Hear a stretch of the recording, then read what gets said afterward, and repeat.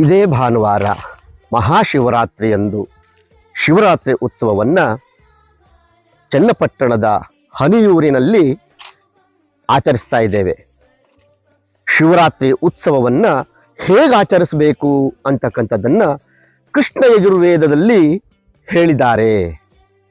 ಏನಪ್ಪ ಹೇಳಿದ್ದಾರೆ?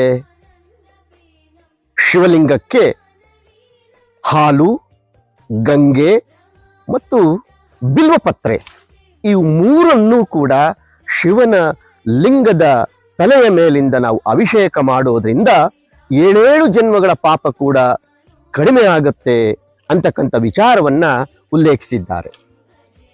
ಈ ಒಂದು ಉತ್ಸವ ಇದೇ ರೀತಿಯಾಗಿ ಆಚರಿಸಬೇಕು ಅಂತ ಕರ್ಮಸ್ಥಳದಲ್ಲಿ ನಾವು ಎಲ್ಲ ರೀತಿಯ ವ್ಯವಸ್ಥೆಯನ್ನು ಮಾಡಿಕೊಂಡಿದ್ದೇವೆ.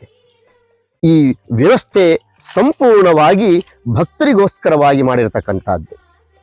ಭಕ್ತರೇ, ನಿಜವಾಗಿಯೂ ಶಿವರಾತ್ರಿಯ ಸಂಪೂರ್ಣ ಫಲ ನಿಮಗೆ ಸಿಗಬೇಕು ಅಂತ ಆಲೋಚನೆ ನಿಮಗಿದ್ರೆ ಕರ್ಮಸ್ಥಳಕ್ಕೆ ಬನ್ನಿ.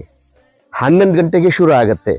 ಬೆಳಿಗ್ಗಿನ ಜಾವ 6 ಗಂಟೆವರೆಗೂ ಈ ಅಭಿಷೇಕ ನಡೀತಾ ಇರುತ್ತೆ.